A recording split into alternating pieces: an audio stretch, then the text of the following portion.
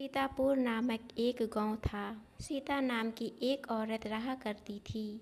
उनके दो बेटे थे जो रहे शहर में रहकर काम किया करते थे। सीता जी को दो बहू थी। बड़ी बहू का नाम निशा और छोटी का नाम रिया। सास सीता और बड़ी बहू निशा अपनी छोटी बहू रिया को बहुत ही परेशान किया करती थी, क्योंकि उनके छोटे बेटे ने रिया से शादी अपनी पसंद से की थी। रिया गरीब और एक साधारण से परिवार से थी। एक दिन बड़ी बहू के हाथ से सास का चश्मा टूट गया। निशा, हाँ, यह क्या हो गया मुझसे? माँ जी तो कल ही चश्मा बनवा कर लाई थी। उनको पता चलेगा तो बहुत ही गुस्सा करेंगी। क्या करूँ क्या करूँ, वह सोच रही थी। निशा जब बाहर आई तो उसने देखा कि किचन में रिया काम कर रही है। निशा रिया के पास गई और कहने लगी, रिया सुनो, माँ जी के कमरे में जूठे बर्तन हैं, उसे भी ले आओ, साथ में मांज लेना। रिया ने कहा, ठीक है दीदी, ले आती हूँ। रिया जैसे ही अपनी सास के कमरे में गई तो देखा चश्मा नीचे टूटा हुआ है। उसने जैसे ही चश्मा उठाया, निशा अपनी सास सीता को लेकर कमरे में पहुँच गई। हे भगवान, माँ जी का चश्मा तोड़ दिया, निशा जोर से बोली। कल ही इसे बनवा कर लाई थी। यह क्या किया तूने रिया? कोई भी काम ध्यान से नहीं करती हो तुम, कितना नुकसान कर दिया। तभी सीता जी चिल्लाकर कहने लगी, यह क्या कर दिया तूने? जब से आई है नुकसान पे नुकसान की जा रही है। एक तो घर से खाली हाथ आ गई और अब जो भी मेरे घर में बचा है वो भी तोड़ना चाहती है। रिया ने कहा, माँ जी, मैंने ये नहीं तोड़ा। निशा दीदी ने मुझे बर्तन लेने भेजा था। मैंने देखा कि चश्मा टूटा हुआ नीचे गिरा है। निशा जोर से बोली, तू क्या कहना चाहती है कि मैंने तोड़ा है? नहीं नहीं दीदी, मैं तो बता रही थी माँ जी को कि मैंने नहीं किया, रिया बोली। निशा रोने का नाटक करके दिखाने लगती है अपनी सास को। मेरी किस्मत देखो ना माँ जी, आपने देखा ना, आपके सामने मुझे गलत बना रही है। रिया कहने लगी, नहीं नहीं, मेरा ऐसा कोई इरादा नहीं है। चुप रहो तुम, एक तो नुकसान करती हो, ऊपर से झूठ भी बोलती हो। सास ने कड़कती आवाज़ में रिया से कहा, जाओ मेरे सामने से और दोबारा मत आना, जब तक घर का सारा काम खत्म ना हो जाए, समझी? उसके बाद तुम जंगल चली जाना, वहाँ से लकड़ियाँ काट कर ले आना। निशा ने कहा, जंगल चली जाना समय से समझ गई ना?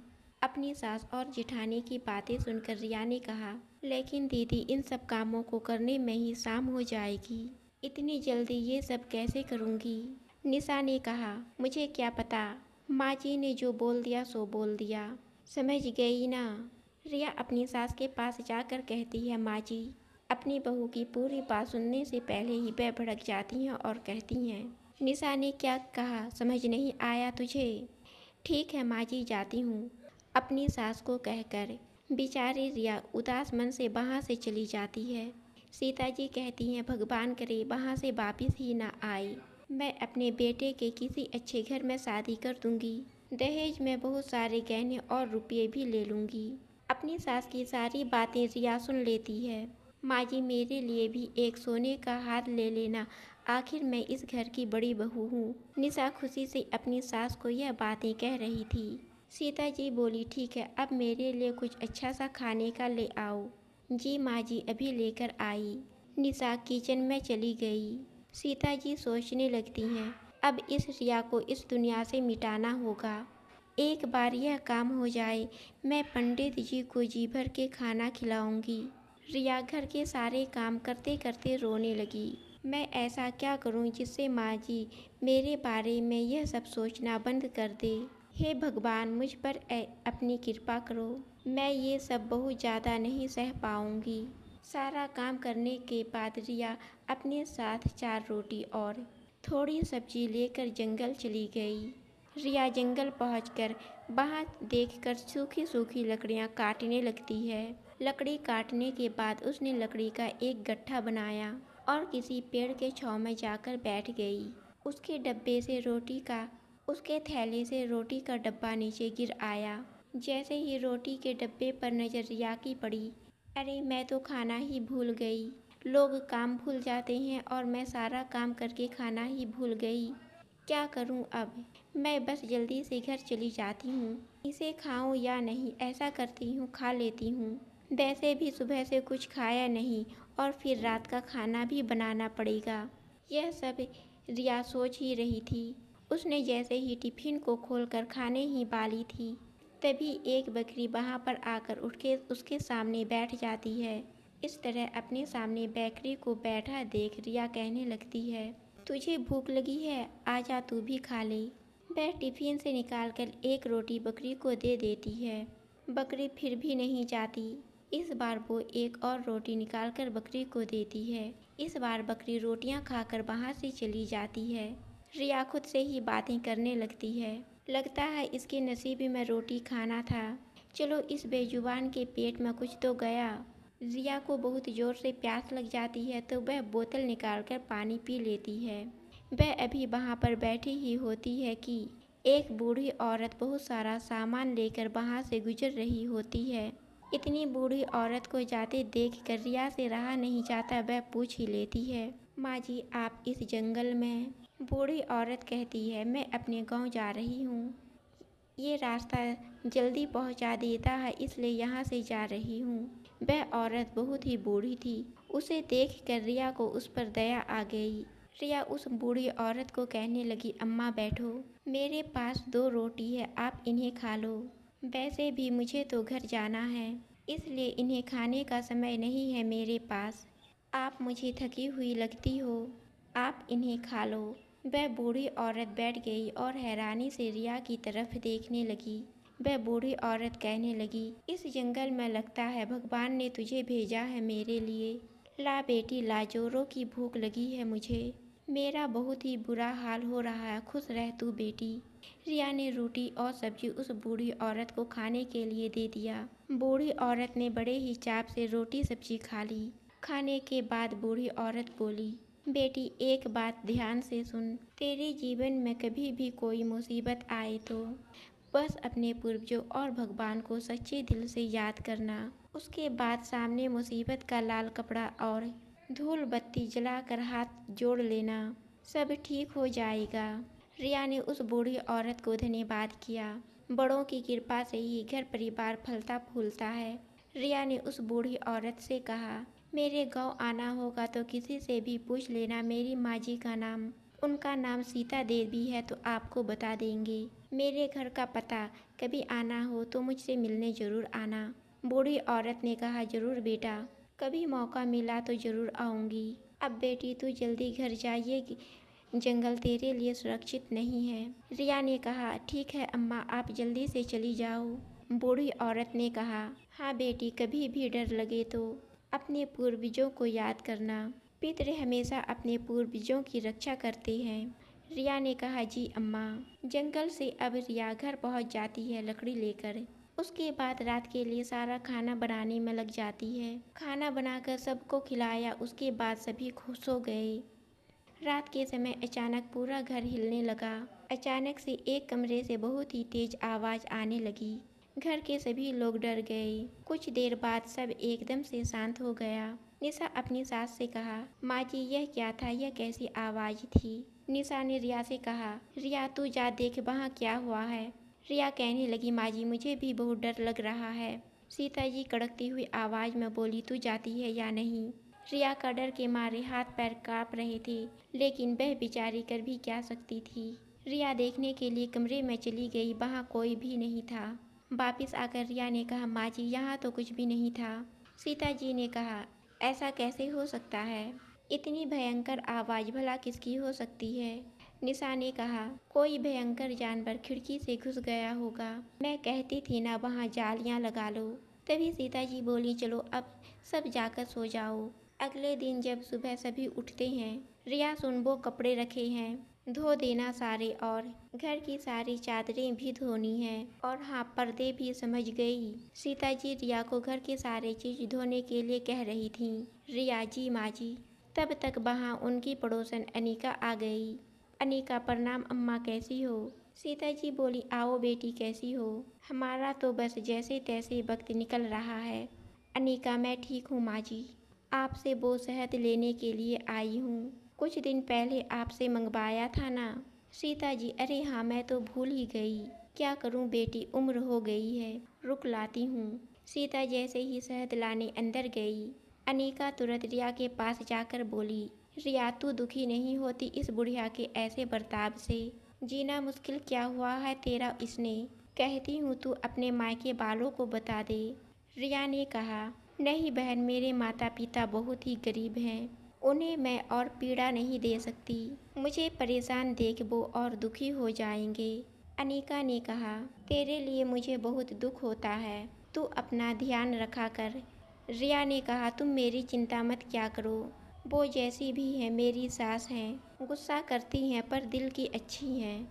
अनिका ने कहा, तू बहुत भोली है रे, मैं तो तेरे लिए बस प्रार्थना ही कर सकती हूँ। एक दिन तेरा जीवन भी सुधर जाएगा, तू बस परेशान मत होना।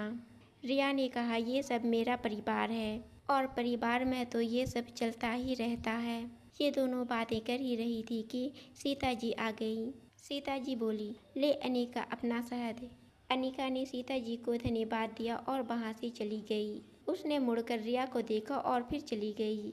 रिया ने घर के सारे काम किए, पहले सारे कपड़े धोए, फिर घर की सफाई की, आंगन की सफाई। अब रात हो गई थी। सीता जी बोली, अरे रिया, खाना बना कि नहीं? रिया ने कहा, बन गया माँ जी, आप हाथ धो लीजिए, मैं अभी लाती हूँ। सीता जी जल्दी से हाथ धोकर आई और कहने लगी, जल्दी ला, मुझे बहुत जोर से भूख लगी है, अभी लाती हूँ माँ जी। सीता जी खाना खाते ही चिल्लाने लगी, छी छी, यह कैसा खाना बनाई है, ऐसा खाना तो जानवर भी ना खाए। रिया कहने लगी, माँ जी मैं आगे से ध्यान रखूंगी। सास और निशा ने खाना खा लिया, जानबूझकर बाकी रोटियां और सब्जी छिपा दी। सीता जी ने रिया से कहा, और रोटी ले आ। रिया ने जैसे ही रोटी का बर्तन खोला, उसमें रोटियां ही नहीं थी। माँ जी, रोटियां तो सारी खत्म हो गई। सीता जी गुस्सा कर कहने लगी, इस घर में तो पेट भरकर खाना भी नहीं मिलता, जीना दूभर हो गया है, जा बर्तन ले जा। सीता ने निशा को चुपके से वो खाना दिया जो उसने छुपा कर रख लिया था। निशा ने जाकर वो खाना गाय को खिला दिया और जल्दी से आकर चुपचाप से अपनी सास के पास बैठ गई। निशा ने कहा, चलिए माँ जी, जल्दी से सो जाती हैं, कल शादी में भी जाना है। सभी ने खाना खा लिया और किसी ने रिया को खाना खाने के लिए नहीं पूछा। रिया ने बर्तन धोकर कमरे में सोने चली गई। फिर आधी रात को अचानक से आवाज़ आने लगी। घर में सभी लोग जाग गए। सीता जी बोली, यह आवाज़ तो कल से भी ज़्यादा है। निशा सीता जी के पास आई और कान में कहने लगी, माँ जी, इस रिया को वहाँ भेज देती हैं, आप कमरा बंद कर लेना, अगर वहाँ कोई जानवर होगा तो इसे खा जाएगा। सीता जी रिया से बोली, रिया वहाँ जाके देख वहाँ कौन है और क्या हो रहा है। रिया ने कहा, नहीं नहीं माँ जी, मुझे तो बहुत डर लग रहा है। सीता जी चिल्लाई, जाती है या मारूं? अब तो रिया के हाथ पैर सुन पड़ गए थे। बेचारी रिया कर भी क्या सकती थी, अंत में उसे जाना ही पड़ा। रिया जैसे ही आवाज़ वाले कमरे में गई, सीता जी ने जल्दी से दरवाज़ा बंद कर दिया। रिया दरवाज़ा बंद देख चिल्लाने लगी, माँ जी दरवाज़ा खोलिए, आप मेरे साथ यह सब क्या कर रही हैं माँ जी, मुझे डर लग रहा है। सीता जी अंदर से ही चिल्लाकर कहने लगी, यह सब मेरे बेटे की ज़िंदगी में आने से पहले ही सोचना चाहिए था, अब भुगत। सीता और निशा दोनों मिलकर अंदर हंसने लगी। रिया चिल्लाकर कहने लगी, माँ जी यहाँ सांप है, सांप है। रिया जाकर कोने में छिप गई। उसे अचानक उस बूढ़ी औरत की याद आई। रिया ने तुरंत अपने पूर्वजों को याद किया, हे प्रीत, मेरी रक्षा कर, कोई तो उपाय दो जिसे मैं इस मुसीबत से बच सकूं। अचानक से वहाँ लाल कपड़ा और धूप बत्ती आ गई।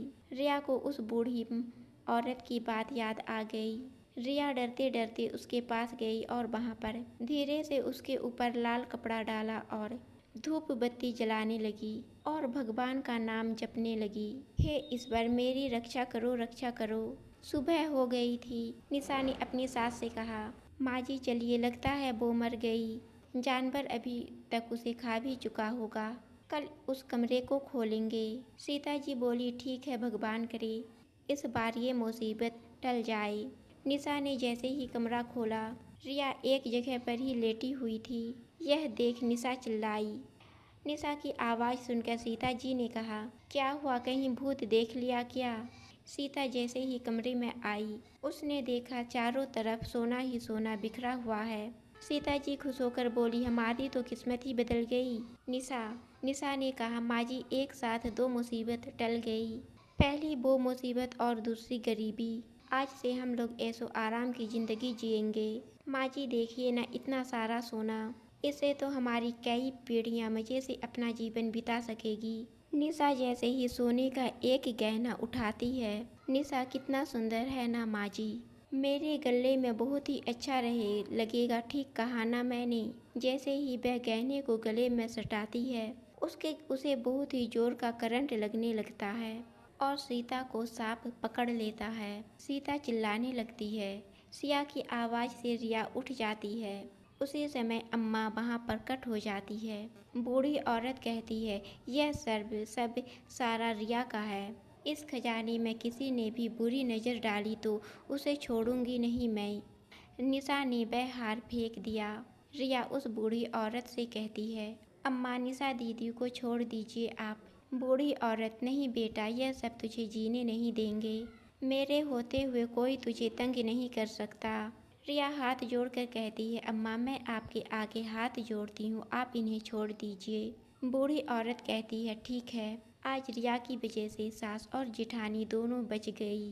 रिया सीता के पास आकर कहती, माँ जी आप ठीक है ना। रिया फिर निशा के पास आती है, निशा दीदी आप ठीक हो ना। रिया ने उस बूढ़ी औरत को धन्यवाद किया, अम्मा मेरा मान रखने के लिए बहुत धन्यवाद। बूढ़ी औरत कहती है, यह सब तेरा है रिया। रिया ने कहा, अम्मा यह सब मेरा कैसे हो सकता, आप यह मुझे क्या दे रही हो। बूढ़ी औरत, अरे बेटा तेरा ही था हमेशा से।